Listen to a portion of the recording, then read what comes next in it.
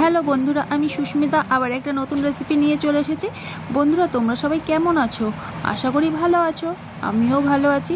আজকের রেসিপিটা হলো হচ্ছে ডিম কষা বা বলতে পারো ডিমের কারি। এটা আমি কিভাবে রান্না করব এটাই আজকে তোমাদের সাথে আমি শেয়ার করব। এত সুন্দর ডিমের কারিটা দেখতে তো অসাধারণ লাগছে, খেতেও টেস্টি হয়েছে। এটা আমি আজকে তোমাদের সাথে শেয়ার করব। এখানে দুটো ডিম সিদ্ধ করে আমি একটা প্লেটের মধ্যে নিয়ে রেখে দিয়েছি। আমার সেদ্ধ করা হয়ে গেছে। তারপরে এইদিকে আমি যেগুলো লাগবে সেগুলো আমি কেটে নিয়েছি, পেঁয়াজ, আদা, রসুন আর টমেটো, কাঁচা লঙ্কা। এটা দিয়েই আমার আজকে ডিমের কারি বা ডিম কষা এটা হবে। প্রথমে মিক্সারের বাটির মধ্যে আমি পেঁয়াজ কুচি, পেঁয়াজ, টমেটো, আদা, রসুন সব নিয়ে নেব। শুধু কাঁচা লঙ্কাটা পেস্ট করব না, ওটা আমি তেলের মধ্যেই দেব। এক একে আমি সব নিয়ে নিচ্ছি এটাকে, যেটা মিক্সারে একবার ঘুরিয়ে নেব। আর এইদিকে আমি ডিমগুলো ছাড়িয়ে নিয়েছি। ডিমগুলো গরম, ভালো করে গায়ে হাত দেওয়া যাচ্ছে না, এই জন্য হাতটা সরিয়ে নিয়েছিলাম। আর ওইদিকে আমার মিক্সিতে আমার পেস্ট করা হয়ে গেছে। এখানে আমি তেল গরম বসিয়ে দিয়েছি। তেল গরম হয়ে গেলে ওই তেলের মধ্যে আমি প্রথমে ডিমগুলো ভেজে নেব। এবারে ভাজা ডিমগুলো ভেজে তুলে নিয়েছি। এবারে ওই তেলের মধ্যে আমি কালো জিরে ফোড়ন দিয়ে দিলাম, আর সাথে দিয়ে দেব ওই লঙ্কাগুলো যে কেটে রেখেছিলাম, কাঁচা লঙ্কাগুলো আমি ওই ফোড়নে দিয়ে দেব।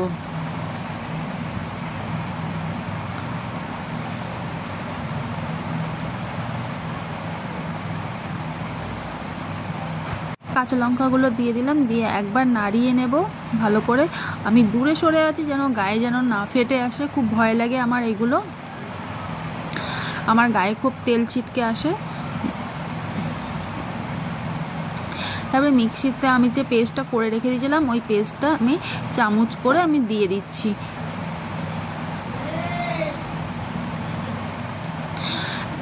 চামচও করে করে আমি পুরো পেস্টটা এর মধ্যে দিয়ে দেবো। তারপরে এই পেঁয়াজের যে পেস্টটা, এটা ভালো করে এটা তেলে ভাজতে হবে, যেন কাঁচা গন্ধ যেন না ছাড়ে। আর পেঁয়াজ বাটা তেলে যখন নাড়াচাড়া হয় ভালো করেই ভাজতে লাগে, নাহলে পেঁয়াজের একটা কেমন গন্ধ ছাড়ে, খাওয়া যায় না। ভালো করে তেলে এটাকে নাড়াচাড়া করতে হবে।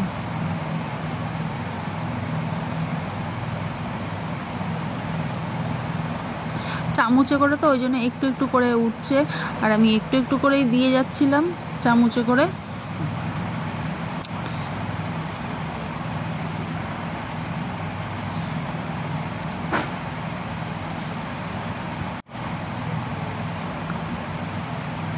ভালো করে এবারে এটাকে নাড়াচাড়া করে নেব।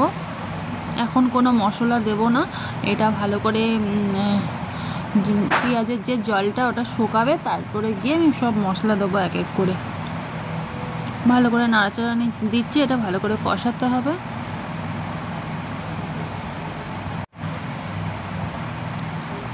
আমার অনেকটাই পেঁয়াজের জল শুকিয়ে এসছে, কষানোটাও বেশ হয়ে যাচ্ছে আস্তে আস্তে।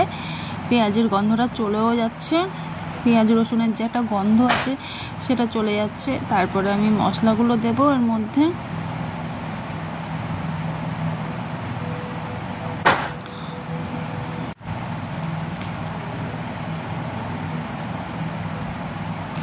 বন্ধুরা, তোমরা সবাই স্কিপ করে দেখো না, পুরো ভিডিওটা ওয়াচ করো, আশা করি ভালো লাগবে। আর তোমরা কীভাবে রান্না করো ডিমের কারি আমাকে প্লিজ ছোট্ট ছোট্ট কমেন্টের মাধ্যমে আমাকে জানিও।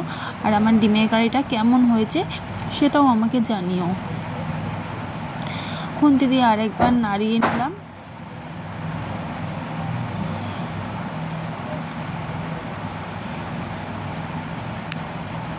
এই পেঁয়াজ ভাজতে, এরকম ঘষা পেঁয়াজ ভাজতে অনেকটা দেরি হয়, কেননা পেঁয়াজের যদি ভালো করে যদি না ভাজা হয় কেমন তাহলে গন্ধ ছাড়ে একটা। এবারে আমি মশলাগুলো দিয়ে দিচ্ছি। প্রথমে আমি হলুদ গুঁড়ো দিলাম, লঙ্কা গুঁড়ো দিয়েছি, জিরের গুঁড়ো দেব। জিরে আর ধনে হচ্ছে একসাথে মিক্স করা আছে, এই দুটো দিয়ে দিলাম। দিয়ে এবারে এটাকে ভালো করে নাড়াচাড়া করছি। একটু জল দিয়ে দিলাম মশলাটার মধ্যে।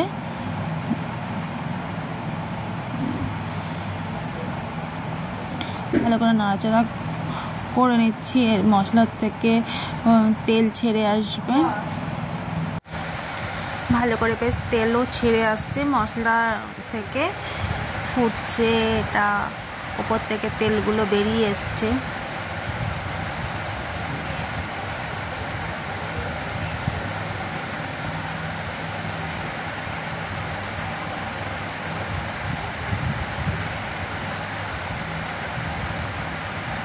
আমি ডিমগুলো দিয়ে দিলাম, দিয়ে একটু নাড়াচাড়া করে এবারে একটু জল ঢেলে দিলাম। এবারে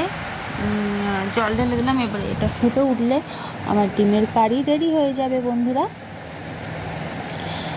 এটা এখন কিছুক্ষণের জন্য ফুটতে দিতে হবে।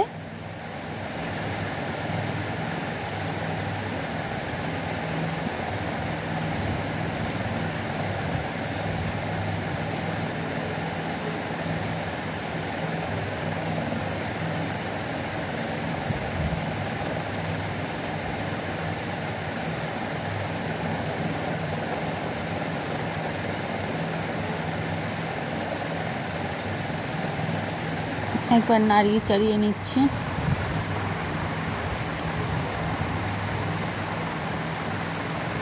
আমি গ্রেভিটাকে একটু শুকিয়ে নেব, অনেকটাই জল আছে, এটাকে আমি শুকিয়ে নেব। যেহেতু এটা কারি করছি ওই জন্য বেশি ঝোল রাখবো না, এটা একদম গ্রেভি রান্নাটা করব। যে আমার অনেকটা ঝোল শুকিয়ে গেছে, দেখতেই পাচ্ছেন বন্ধুরা।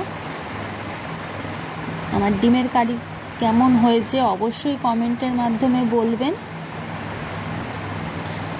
আর ভালো লাগলে বন্ধুরা, নতুন হয়ে থাকলে প্লিজ সাবস্ক্রাইব করে বেল আইকনটি অন করে রাখবেন, যাতে আমি যখনই ভিডিও ছাড়ব আপনাদের কাছে সবার প্রথমে পৌঁছে যাবে।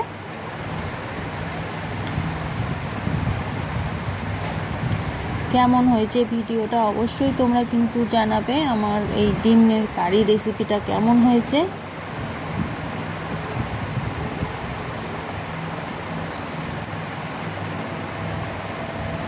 আরেকবার নাড়িয়ে নেব, নেওয়ার পরে তারপরে আমি এটা একটা বাটির মধ্যে ঢেলে নেব।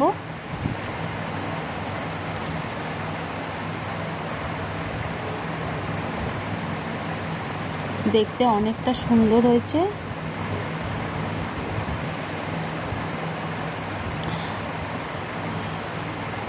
এই যে একটা বাটির মধ্যে আমি নামিয়ে নিয়েছি। আমার ডিমের কারি রেডি হয়ে গেছে বন্ধুরা। ভালো লাগলে প্লিজ সাবস্ক্রাইব, কমেন্ট, শেয়ার করতে ভুলবেন না।